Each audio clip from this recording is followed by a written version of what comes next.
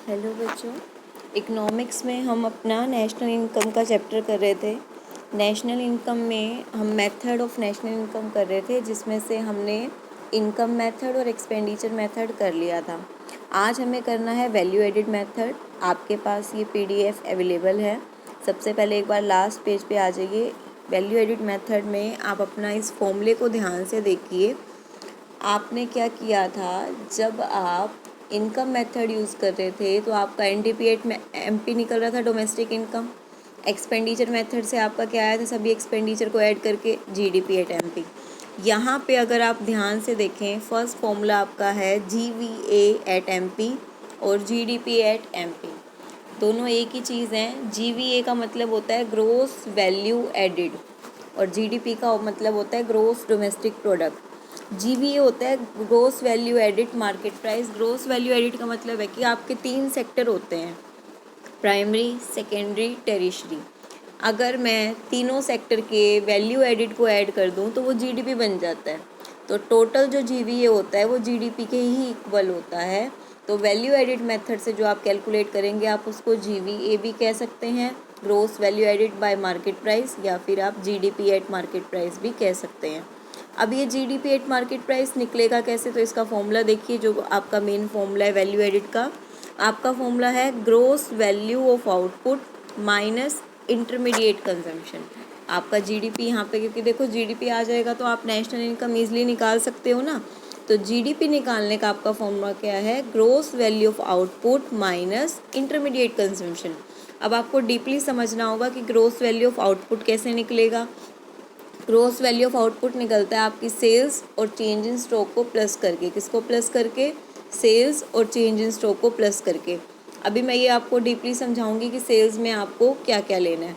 फिर माइनस करना है इंटरमीडिएट कंजम्पशन। इंटरमीडिएट कंजम्पशन में आपका क्या आएगा, परचेज ऑफ रॉ मटेरियल। जो रॉ कैपिटल गुड्स का परचेज नहीं लेंगे, आपने कोई मशीनरी खरीदी है, कोई ट्रैक्टर खरीदा है, इस चीज़ का परचेज ऐड नहीं होगा। कोई रॉ मटेरियल का परचेज है तो वो लेंगे, या कोई इंटरमीडिएट एक्सपेंस आपको दिया हुआ है तो आप वो लेंगे। क्लियर है। तो ये फॉर्मूला ध्यान से देखिए। अब एक बार इसको हम अच्छे से करेंगे, यानी कि आपको अब क्या सीखना है जीडीपी निकालने के लिए, कि gross value of output sales में क्या क्या लेना है, चेंज इन स्टॉक में। यानी कि जीडीपी का फॉर्मूला क्या हो जाएगा आपका, sales plus change in stock, और कोई रॉ मेटल की परचेज है तो माइनस, कोई इंटरमीडिएट एक्सपेंडिचर है तो वो भी क्या होगा, माइनस, क्योंकि इंटरमीडिएट में ये सब आता है, रॉ मेटेरियल, इंटरमीडिएट एक्सपेंडिचर। फॉर्मूले में तो माइनस ही होगा ना। तो एक बार अब फ्रंट पेज पे आ जाते हैं हम अपने। फ्रंट पेज पे आप ध्यान से देखेंगे, यहाँ पे आपको हर चीज़ बताई गई है। जीवीए सबसे ऊपर क्या लिखा हुआ है आपका फॉर्मूला, ग्रोस वैल्यू एडिड का, GVA at MP is equal to GVO MP minus intermediate. GVA at MP मतलब gross value added is equal to GVO का मतलब gross value output at market price, वही जो फॉर्मूला मैंने आपको पीछे बताया, minus intermediate consumption. GVA at MP question में निकाल रहे हो या जीडीपी एट एमपी निकाल रहे हो, बात सेम है। अब ध्यान से देखेंगे, सबसे पहले आप देखिए जीवीए एट एमपी के बारे में इन्होंने क्या कहा है। नीचे ध्यान से देखिए, summation of GVA at MP किसके इक्वल होता है, जीडीपी एट एमपी के। तो वैल्यू एडिड मेथड में अगर आपको समीशन निकालना कहा जाए वैल्यू एडिड का, क्योंकि मानो अलग अलग दी हुई हैं, प्राइमरी, सेकेंडरी, टेरिशरी, या अलग अलग फॉर्म्स दी हुई हैं एबीसी, तो उनका अलग अलग जीवीए निकाल के आप क्या कर सकते हैं, प्लस कर सकते हैं। जो टोटल जीवीए आता है वो जीडीपी के इक्वल ही होता है, ध्यान रखेंगे। वैल्यू ऑफ आउटपुट आपका कैसे, आपको जीडीपी निकालना है तो बस आपको इतना ध्यान रखना है, ग्रोस वैल्यू ऑफ आउटपुट में से इंटरमीडिएट एक्सपेंडिचर माइनस होगा। अब आप वैल्यू ऑफ आउटपुट को ध्यान से देखिए। वैल्यू ऑफ आउटपुट का आपका क्या फॉर्मूला है, sales plus change in stock. यानी कि जीडीपी निकालने के लिए आपको सेल्स को प्लस करना है, चेंज इन स्टॉक को प्लस करना है। सेल्स में क्या क्या आएगा, कोई हाउस होल्ड को सेल किया हमने, कोई गवर्नमेंट को सेल की है, कोई फर्म को, ये डोमेस्टिक सेल हो गई। सेल आउटसाइड द कंट्री भी तो होती है, दैट मीन्स एक्सपोर्ट्स। तो सेल्स में क्या क्या 4 चीज़ें प्लस होंगी, sales to household, sales to government, sales to firm, या फिर एक्सपोर्ट। और चेंज इन स्टॉक का दूसरा नाम होता है इन्वेंट्री इन्वेस्टमेंट। क्वेश्चन में अगर आपको चेंज इन स्टॉक का दूसरा नाम दिया हो वो क्या होगा, इन्वेंट्री इन्वेस्टमेंट। इसको क्या करेंगे, प्लस। और चेंज इन स्टॉक अगर निकालना हो तो फॉर्मूला आपको पता है, closing stock plus opening stock minus. तो ये वैल्यू ऑफ आउटपुट आ जाएगा, यानी कि ये सारी प्लस की आइटम है। इसमें से माइनस क्या करना है, इंटरमीडिएट। तो आप ऊपर ध्यान से देखिए, इंटरमीडिएट में मैंने आपको क्या क्या बताया हुआ है, परचेज ऑफ रॉ मटेरियल।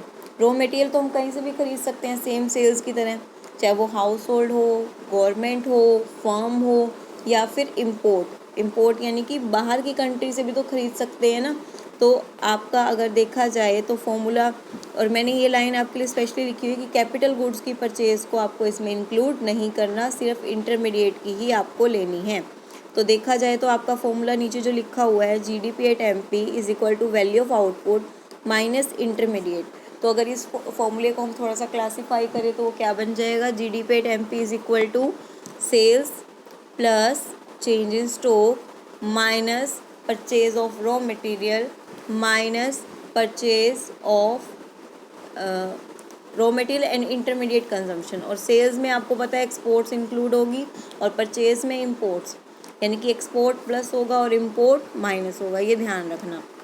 फिर नेशनल इनकम में कन्वर्ट तो आपको करना ही आता है ना, डेप्रिसिएशन माइनस किया ग्रोस को नेट में करने के लिए, डोमेस्टिक को नेशनल में करने के लिए net factor income from abroad plus market price को फैक्टर कॉस्ट में कन्वर्ट करने के लिए नेट इनडायरेक्ट टैक्स माइनस। तो अब ध्यान देंगे, आपका फॉर्मूला एक बार अच्छे से सुन लेंगे।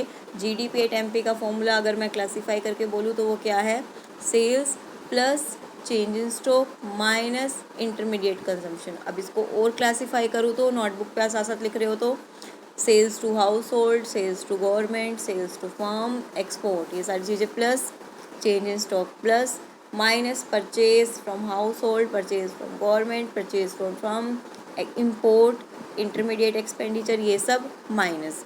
तो ये सब करते ही आपका GDP आ जाएगा। उसके बाद आप क्या कैलकुलेट कर सकते हैं, national income.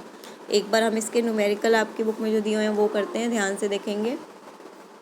On the basis of the following data about an economy which consist of only 2 firms, 2 firm का डाटा दिया हुआ है। आपको फर्स्ट में कहा गया है कि वैल्यू एडिड कैलकुलेट कीजिए आप, किसका, value added by a firm A. Value added निकालने के लिए आपको पता है हम क्या करते हैं, पहले ए फर्म का निकालेंगे फिर बी फर्म का निकालेंगे। और नेक्स्ट क्वेश्चन में बी पार्ट में कह रखा है gross value added. Gross value added में हम क्या करते हैं, दोनों ही फर्म का प्लस कर देते हैं, दोनों ही फर्म का क्या कर देंगे, प्लस कर देंगे। और कोई इंटरमीडिएट कॉस्ट होगी तो उसको हम क्या कर देंगे, माइनस कर देंगे। क्लियर है। तो देखिए इसको ध्यान से, इन्होंने क्या बोला वो मुझे, सबसे पहले value added by firm A. Value added निकालने का फॉर्मूला क्या होता है, sales plus purchase minus change in stock plus A firm का। देखो पहले में कह रखा है सेल्स बाय फर्म ए की सेल हो गई, purchase from firm B by firm A, firm A ने बी से ख़रीदा, तो सेकंड वाली जो परचेज आपको दी हुई है सेकंड नंबर पे परचेज बाय, ये ए फर्म की परचेज हो गई, माइनस हो जाएगी। थर्ड पे इन्होंने कह रखा है purchase from firm A by firm B, ये तो बी फर्म की परचेज हो गई ना, तो ये बी में आएगी, sales by B firm B की है। आपको क्लोजिंग ओपनिंग स्टॉक दिए हुए हैं ए और बी के, तो चेंज इन स्टॉक निकालने के लिए ए वाले में ए के ले लेंगे और बी वाले में बी के। Closing stock plus opening stock minus, तो वैल्यू एडिट दोनों का निकल गया। ठीक है, दोनों का वैल्यू एडिट निकल गया, निकालना था हमें ए में। सेकंड में इन्होंने कहा है ग्रोस वैल्यू एडिट निकाल लो बट फैक्टर कॉस्ट पे। ग्रोस वैल्यू एडिट कैसे निकलता है आपका, एक तो दोनों का वैल्यू एडिट प्लस कर दो, ग्रोस में क्योंकि टोटल आता है ना आपका, तो दोनों का वैल्यू एडिट प्लस कर दिया, बट वो मार्केट प्राइस पे है। मार्केट प्राइस को फैक्टर कॉस्ट में करने के लिए लास्ट में आपको इनडायरेक्ट एक्सपेंस दिए हुए 30। ध्यान से देखो सेकंड पार्ट में इनडायरेक्ट एक्सपेंस हमने क्या कर रखे हैं, माइनस। इनडायरेक्ट एक्सपेंस माइनस कर दिए तो वो किस पे आ गए, फैक्टर कॉस्ट पे। सेकंड क्वेश्चन भी आपका सेम ही है, आप इसको एक बार खुद करके देखेंगे, कुछ भी डिफरेंस नहीं है इसमें, मार्केट प्राइस पे ही निकालना था। थर्ड क्वेश्चन में देखिए GDP एट MP निकालना है, यानी कि gross value added market price. सबसे ऊपर वैल्यू ऑफ आउटपुट दिया हुआ है, तीनों का प्लस कर दो, फिर तीनों का इंटरमीडिएट माइनस कर दो, तो यहाँ से GDP एट MP आ गया। फिर नेशनल इनकम में कन्वर्ट करने के लिए आपने क्या किया, consumption of fixed capital depreciation minus, indirect tax minus, subsidy plus, factor income from abroad जो है आपकी income received by the resident from rest of the world, from वाली प्लस टू वाली माइनस, तो ये आपकी क्या निकल गई, नेशनल इनकम निकल गई। फोर्थ क्वेश्चन देखेंगे ध्यान से, इसमें आपको क्या निकालना है, GDP एट MP। इसमें आपने सेल्स प्लस किया, इसमें आपने क्लोजिंग स्टॉक प्लस किया, ओपनिंग स्टॉक माइनस किया और इंटरमीडिएट लेना तीनों फर्म का ध्यान रखना, सेल्स भी तीनों की, क्लोजिंग स्टॉक भी तीनों का, opening primary secondary tertiary. GDP निकल गया। उसके बाद GDP एट MP को किस में कन्वर्ट करना है आपको, इसमें GDP एफसी में भी कन्वर्ट करना है, क्योंकि इन्होंने एफसी में पूछा, एनडीपी एट एफसी पूछा हुआ है। तो जीडीपी से एनडीपी निकालना है, यानी कि ग्रोस को नेट में और मार्केट प्राइस को फैक्टर कॉस्ट में कन्वर्ट करना है। तो डेप्रिसिएशन माइनस और मार्केट प्राइस को फैक्टर कॉस्ट में करने के लिए क्या करेंगे, indirect tax minus subsidy plus. तो ये आपका फॉर्मूला था वैल्यू एडिड मेथड का। आई होप अब आपको तीनों न्यूमेरिकल अच्छे से समझ आ गए होंगे। ये आपके न्यूमेरिकल मेथड्स की लास्ट वीडियो थी। कुछ और एक दो नेशनल इनकम से रिलेटेड हैं आपके छोटे मोटे फॉर्मूले, बट जो मेन 3 फॉर्मूले हैं वो आपके यही हैं। Thank you.